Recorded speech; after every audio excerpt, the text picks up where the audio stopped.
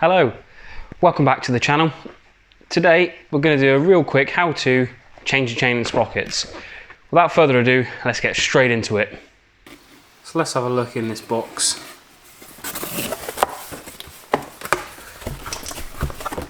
Got a lovely JT Racelight rear sprocket.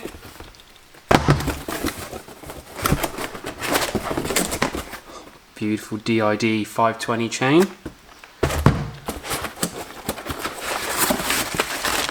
And last but not least, 16 tooth front JT sprocket.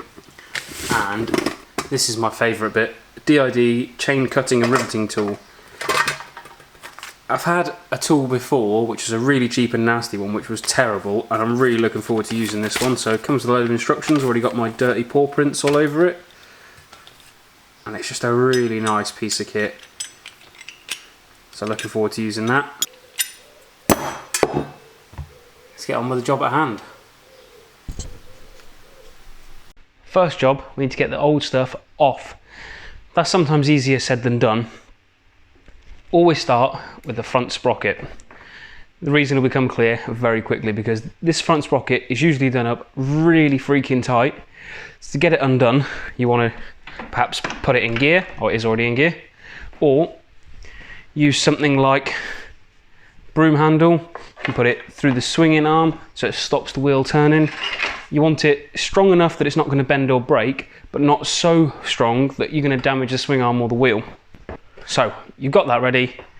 Let's get the front sprocket nut undone. I'm not Superman. I've just already undone that slightly. So now we've got the front sprocket nut undone, we can move to getting the chain off. My preferred method is, this chain's scrap, so we may as well cut it off, because it's really quick, it's really easy, and you don't have to worry about trying to push a pin out or anything. Now of course, if you're trying to reuse the chain, don't cut it, and you need to have a proper splitting tool. But if, like me, the chain is scrap, you're just replacing the whole lot, get the angle grinder out, cut through it really easily. Again, leave it in gear so that the wheel can't move very far. And I'm going to go, especially on this bike, because I've got the brace swinging arm, or under brace on the swinging arm, I can't really go underneath safely, so I'm just going to come in as close to the rear sprocket as I can so the chain is supported slightly. Cut through there, just cut through the links really quickly. It's the quickest way to get the chain off.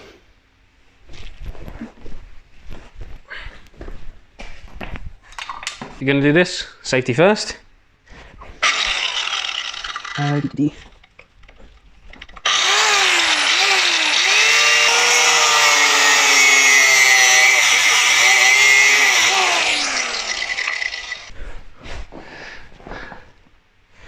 just like that, quickest way to get the chain off. So now you can worry about getting the rear wheel out and making sure you get the rear sprocket off to change that. You can take the chain, if he puts it in neutral, all the way out. That's nice and easy to get out.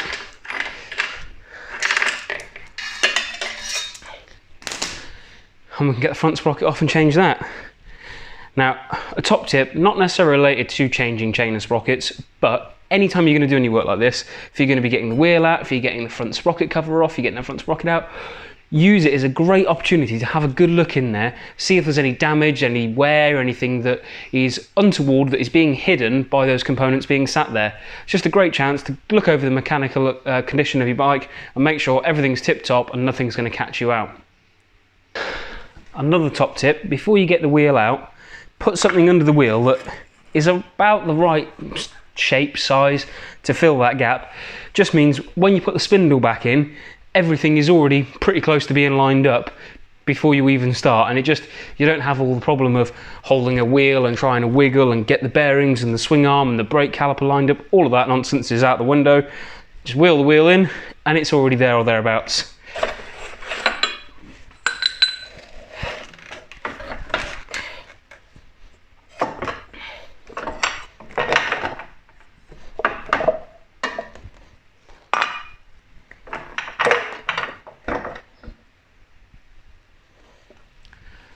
So here's my sprocket carrier. Let's go over the bench, get that changed over, and as well, just before we do,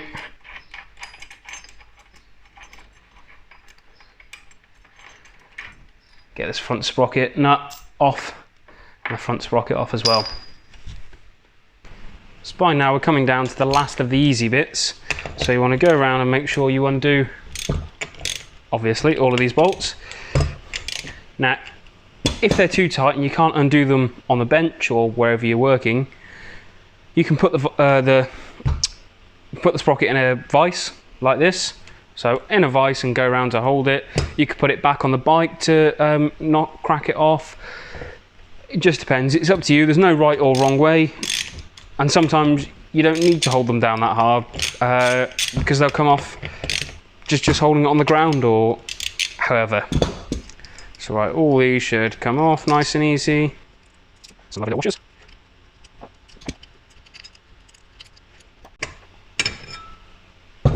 That should just pop off. Now this is good news. Behind here all looks nice and clean. So the mating face, which is this bit that is silver and unpainted, you want to make sure that is really nice and clean so there's nothing that's going to affect the way the sprocket sits on the carrier. And in comes whew, a lovely, oh look at this, it's even packaged nicely in the box as well.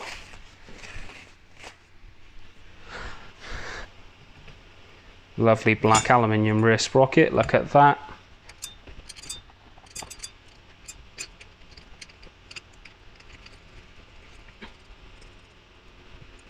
Just going to nip them up by hand for now and then I'll torque them on the bike. Now if you don't have a torque wrench you're going to struggle because you really do need to know for sure that these aren't coming undone when you're riding the bike at speed. If you don't have a torque wrench, we've all been there, just make sure they are tight, because if these come off and then your sprocket jumps off, well, it doesn't bear thinking about. But good tip, I'm not sure you necessarily need to do this, but it's just best practice generally when you're doing anything like this, is if you're going to tighten them up, say tighten this one, then the one opposite, across, across, across, across, and just make sure you zigzag around it so you don't end up tightening all of this side and this side is being held down and putting undue pressure this side. It's just so it's all nice and evenly seated. Just get it back on the bike, get the front sprocket on the bike and get the new chain on. Please excuse the interruption, just like to give a huge thanks to our sponsor of the video today, WSC Performance. Simon at WSC has a whole range of goods. He's got brake pads, chains and sprockets, he's got oils, filters, you name it, he can probably get hold of it. If you're interested in any of those sort of items, I'll leave a link in the description down below. I don't endorse anyone. Simon's someone that I've been using for quite a few years now for all of my service items, and I really trust him, and now we've partnered up to make this video. So big thanks to him, and like I say, if you need any of those service parts, please check the link in the description. Now that we've got our rear sprocket mounted on the carrier, we can turn our attention to the front sprocket and the chain. What I like to do at this point is get a bit of old cardboard, lay it roughly under the bike, and the reason being, because this chain is brand new, the floor is a bit dirty, and before I've even used it, I don't want to be getting the chain dirty if I don't have to. So you don't have to, it's just me being a little bit anal, trying to look after brand new chain. All I'm going to do is start from the top side of the swinging arm without the front sprocket in there because it'll be easier without. Going to feed the chain in through and make sure I've got it everywhere I need it to be before I worry about putting the wheel in, doing anything up tight, anything like that. Get it so it can snake itself out and around where it needs to.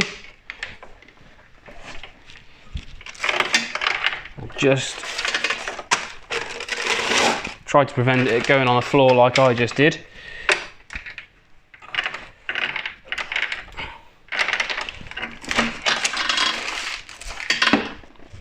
All the way around, like roughly so. Now that's where it needs to be. I know I'm probably going to have to chop a couple of links out of this, but to do that and to be sure, I need to get the front sprocket in, get the rear sprocket in, see where everything lines up, and then I can work out where to chop it.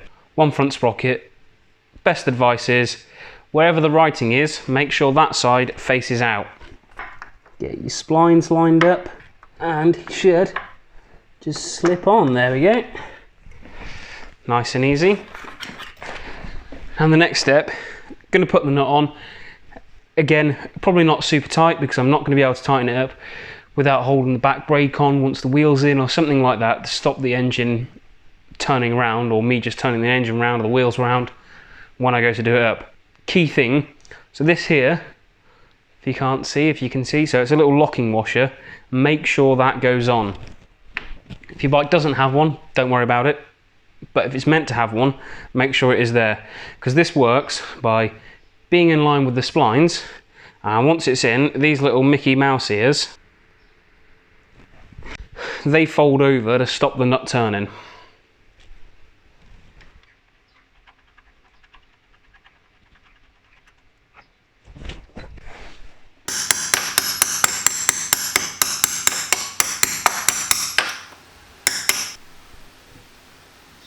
So that's what we're looking for there. So that it's around that corner of that nut. So even if it wanted to, it couldn't come undone. Now we can get the rear wheel back in. So let's get our sprocket carrier on.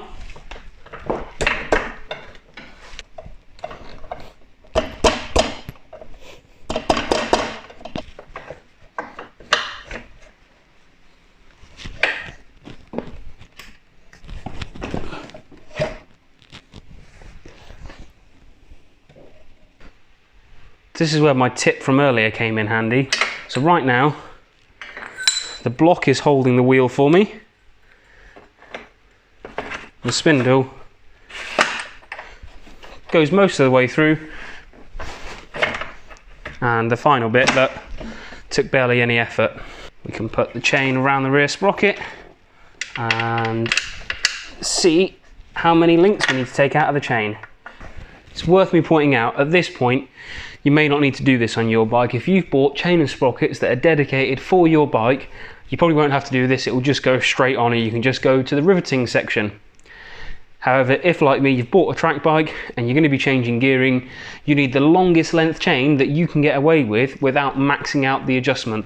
Because if you're maxing out the adjustment, that means you're going to have no adjustment left. So you probably want to put the adjusters, maybe not quite all the way in, but most of the way in. You know, at least 2/3, and then from there you can set the wheel, and once you've done that you can work out how many links to take out of your chain. I think I'm going to need to take 2 out. So roughly as I expected, I'm going to take 2 links out, and I'll show you how to do that in just a second. So at this point I've decided I'm going to take a couple of links out the chain, because you can see we've got a couple too many. So I'm going to decide to break the chain. Not at this point, but I think this point here, where my fingers are now. So I'm just going to mark that by turning it down so I know which link I'm aiming for. And you've got this U-shaped holder, which has a little hole in the back, perfect size for grabbing around a pin. So as you can see, that kind of doesn't want to rock or roll anywhere anymore. The other side of the tool, I'm going to put in the pin. And we just slide it over the top somehow.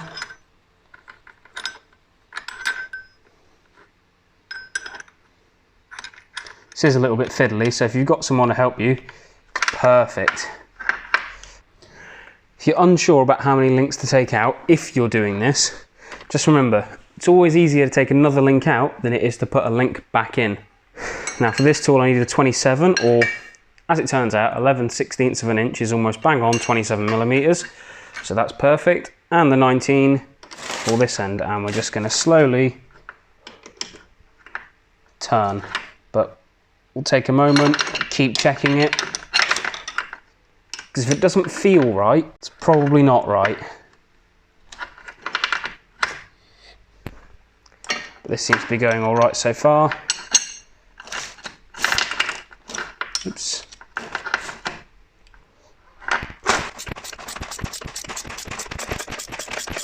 And now my fingers on the back of the tool can feel the pin starting to be pushed through, and pretty soon this chain will be broken, and the only thing holding it together will be the tool itself.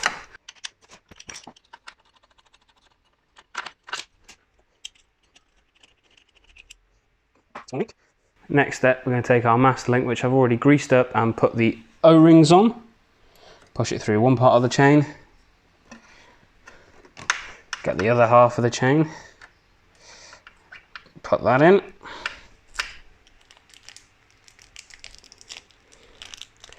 Then we need our other O-rings. 1 and 2. Careful not to knock them off. And finally the pin plate, master link plate. Now comes the trickiest part of all. We have to put this on the back of the chain without trying to knock off the front. And get all... Right, so let's wind that in.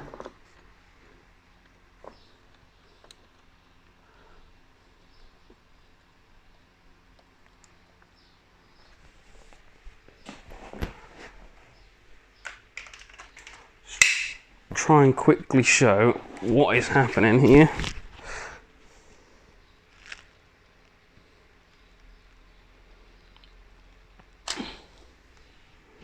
So what we're trying to do here is get this plate holding the chain to push the side plate over the rivets so that it exposes them, so we can pin them over, and therefore the master link is sealed.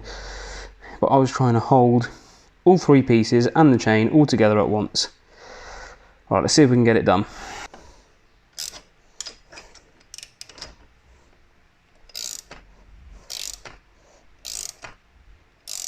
So I'm not putting loads of pressure on here, I'm just doing it gently. Right, let's double check that.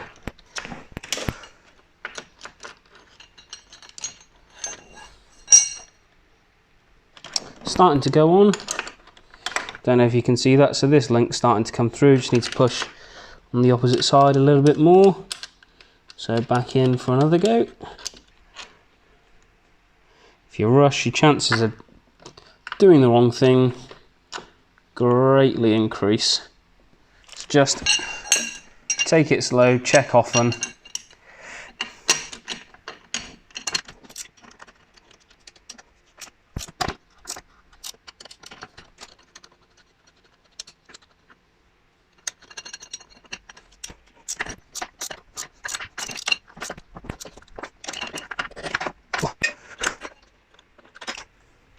So there we are.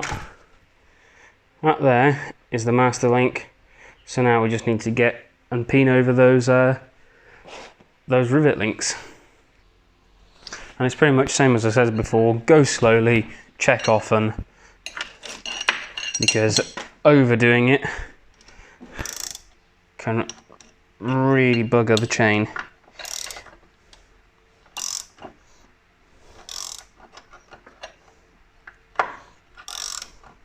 One more and we'll just check that, see how we're getting on.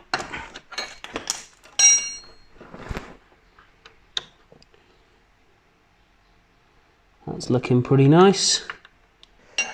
Same now for this one.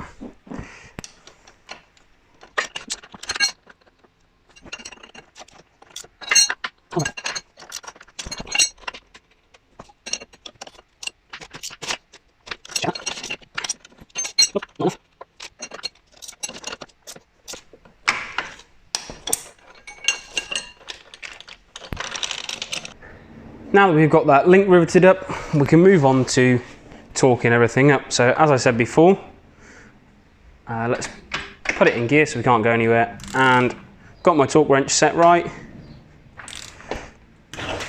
Oops. And I didn't have it in gear, that's why. So that's that one. Back out of gear. We're going to go opposite.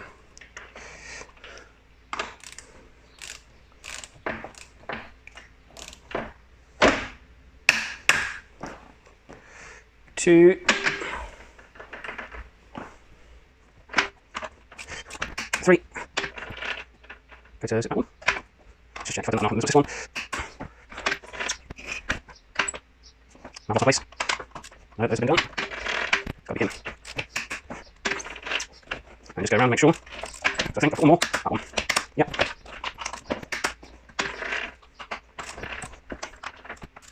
Yeah, so I'm satisfied all those are tight. So now that we have that done, let's just recap. So we've done up the front nut, we've done up the rear, now we need to set the tension on the chain, and then we can finish off by torquing up the rear axle. So what you want to do is have the adjusters the same amount either side. The method I do to check this is, rather than relying on marks on the swing arm, that's what I was looking for, is with a digital caliper, just measure between the swing arm and the axle block, check that, check it both sides, make sure they're equal. And for chain free play, that's probably a little bit slack, but it will change slightly when the bike's on the deck, so I think that's about right where we are now. You want roughly 25 millimeters, an inch, something like that, but please do check your owner's manual because that's where it will say it for sure. Once you've done that, we can torque up the rear axle, which I'm about to do, and then we can get back out riding.